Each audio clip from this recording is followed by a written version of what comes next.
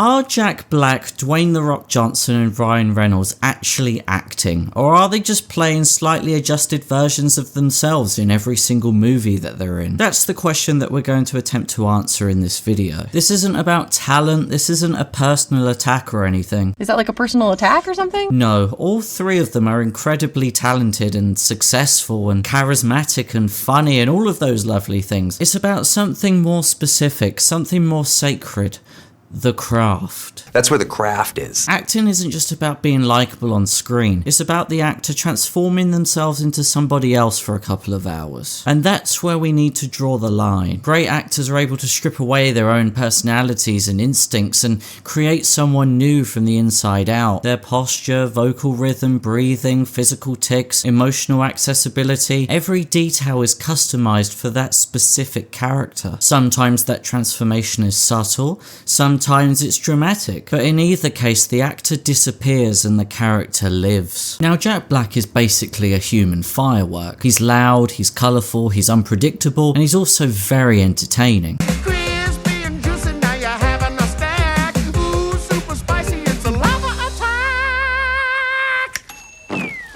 But from an acting perspective, he rarely steps outside of his own orbit. His screen presence is undeniably magnetic, but it's also very consistent. And let's talk about School of Rock, which is arguably peak Jack Black. And honestly, it's really good. He plays Dewey Finn, a washed up rocker, who fakes his way into a teaching job and inspires a group of private school kids to form a band. But here's the thing, Dewey is Jack Black. The role doesn't challenge him to stretch emotionally or psychologically. It's not a transformation, it's a delivery system for Jack Black's natural state of being, which is frantic, funny and musically gifted. His physicality is textbook Jack Black. The flailing limbs, the sudden squats, the unexpected pelvic thrusts. What? He's always acting like a cartoon character with a stage presence. There's little to no internal conflict, he doesn't undergo a deep change, he just gets slightly more responsible by the end of the film. Now fast forward to Minecraft and not much has changed. In the Minecraft movie, Jack Black plays a live-action Steve. He's a character who in the game is famously a blank canvas. He could have been depicted as a tortured survivor or even a builder with a mysterious past. This was a great opportunity to allow for creativity, nuance and invention. Instead we get Jack Black just doing Jack Black things. Expressive eyebrows, chaotic limbs, exaggerated line deliveries.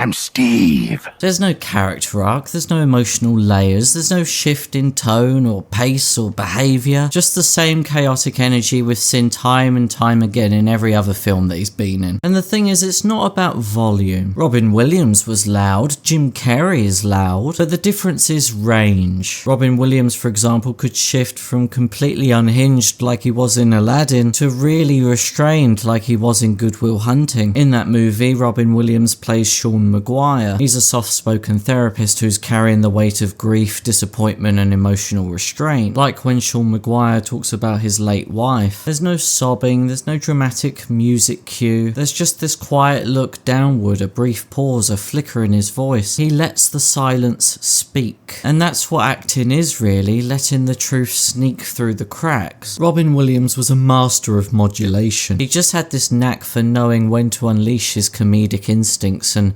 when to bottle them up into something more grounded, more human. You see, that's decades of refining technique. While Jack Black is always Jack Black. He never shifts gears in his acting performances. It's not a lack of talent, it's a lack of variety. And when we talk about real acting, the kind that disappears, that challenges, that transforms one person into another, that's the one ingredient you can't do without. And now moving on to Dwayne "The Rock" Johnson, who is perhaps the most predictable actor in Hollywood. And I do say that with complete respect for his work ethic and screen presence. He typically plays alpha male protector types. His characters are always bulletproof and they very rarely show any sort of vulnerability. For example, in the Baywatch movie, Dwayne Johnson plays the lifeguard Mitch. He's every inch the muscular and quippy leader that you would expect. He's got the dad jokes, he's got the swagger, and he's got this amazing confidence. Huge dick. Big dick. But the thing is, Mitch never really actually feels like a real person. There's no introspection, there's no emotional development with his character. Even when he's fired and humiliated or struggling with his team, he handles everything with the same cocky resilience. No matter the situation, the character always behaves the same. And again, in the film Red Notice, surprise surprise, he plays an authoritative figure with a shady past. And once again, he brings exactly the same flavour, a cocky smile, a raised eyebrow, and a brooding silence that never translates into any vulnerability. He doesn't play men with wounds, he plays avatars of strength. And that makes him reliable, sure, but that doesn't make him transformative. Now look at someone like Hugh Jackman, who is somewhat known for his physicality. He's tall, he's broad, he's absolutely ripped, and he's handsome. I am soaking wet right now. But what he does in acting couldn't be any more different. The voice changes, the posture changes, the pace of his speech shifts based on the character's confidence, class, or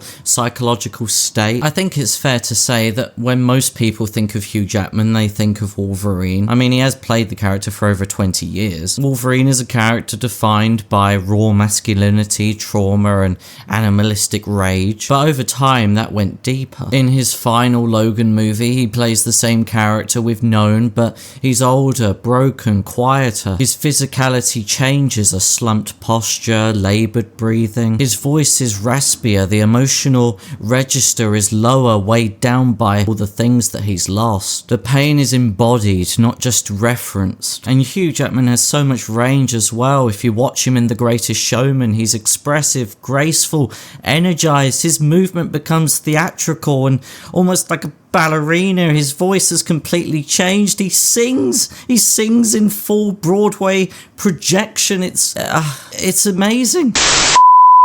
Even in the movie Eddie the Eagle, Hugh Jackman plays a washed-up ski coach with a bit of humour, wariness, and just enough heart. The physicality is looser, more defeated. Every performance in every movie that he's in is fundamentally different. And now Dwayne Johnson is undeniably very entertaining. He's a complete titan of charisma and physical commitment, but his characters are essentially vehicles for his personality. There's nothing necessarily wrong with that, but it's not acting in the same sense that Hugh Jackman approaches the craft. Dwayne Johnson refines a brand, Hugh Jackman reinvents his identity. And finally, let's finish with Ryan Reynolds. And like Jack Black and Dwayne Johnson, Ryan Reynolds is really good at what he does.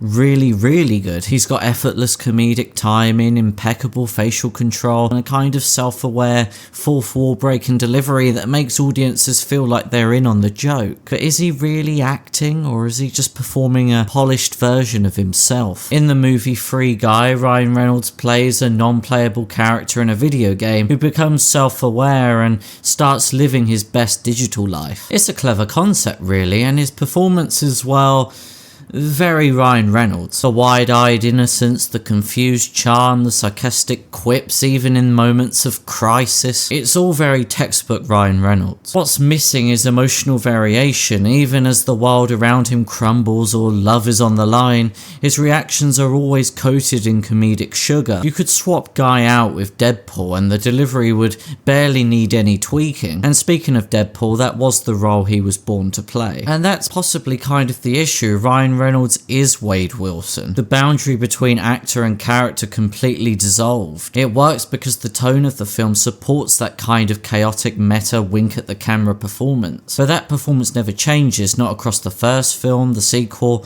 or Deadpool and Wolverine. Wade goes through loss, rage, grief, betrayal, but emotionally Ryan Reynolds never dials it down or shifts any gears. Everything is wrapped in sarcasm and self-parody. The performance is full of energy and charm, but shallow in range. Now, if we compare Ryan Reynolds to Robert Downey Jr., this is where the comparison gets interesting. Like Ryan Reynolds, Robert Downey Jr. is often mistaken for just playing himself. His time as Tony Stark in the MCU has become so iconic that people begun to conflate the man with the role. Yes, Robert Downey Jr.'s Tony Stark is quippy and confident. It's quite easy to lump him in with Ryan Reynolds because their leading characters share a certain funny guy with trauma vibe. But over time, Robert Downey Jr. Jr. let Tony Stark evolve. He allowed moments of doubt, guilt, fear, and genuine grief to surface, not just through dialogue, but through tone, timing, and stillness. In Avengers Endgame, there's a weight to his silences. His face ages not from makeup, but from how he carries his regrets. The comic mask cracks, and you see the cost of all that confidence. Cap, I got no coordinates, no clues, no strategies, no options, zero zip, nada. No trust. Liar. That's acting, that's transformation through subtle choices, not just lines. Whereas in Sherlock Holmes, Robert Downey Jr. completely flips the script. His Sherlock isn't just clever, he's twitchy, he's calculating, he's antisocial. He's also oddly delicate in his body language. He mumbles through deductions, paces like a caged animal. His physicality changes, his rhythm of speech accelerates or fragments depending on Sherlock's internal tempo. Compare that to Ryan Reynolds in any film. His delivery rarely deviates from his natural pace. Robert Downey Jr. uses pace as a tool. And then in Oppenheimer, the role that reminded everyone just how deep Robert Downey Jr. can go. As Lewis Strauss, he's calculating, he's political, and he's completely void of the Robert Downey Jr. charm that we're used to. His voice is colder, his posture is more rigid, there's no quip, there's no irony. He just completely disappears into the role, and that's the difference. At the end of the day, Jack Black, Dwayne Johnson, and Ryan Reynolds are all incredibly entertaining. They've carved out wildly successful careers by mastering their own personas and delivering exactly what audiences expect. And especially in Hollywood, that's no small achievement. But acting, real acting, is about transformation, not repetition. It's about stepping into someone else's skin, not just wearing your own with a different costume. When we compare them to artists like Hugh Jackman, Robert Downey Jr., Robin Williams, the contrast becomes clear. Those actors reshape themselves physically and emotionally. They don't just play characters, they become them. So are Jack Black, The Rock, and Ryan Reynolds actually actors? Well, technically yes, but when it comes to the art and craft of acting, the kind that makes you forget the face behind the character, they're more performers than chameleons. And there's a big difference between putting on a show and disappearing into a role. One entertains and the other transforms. And that's the blunt truth of it.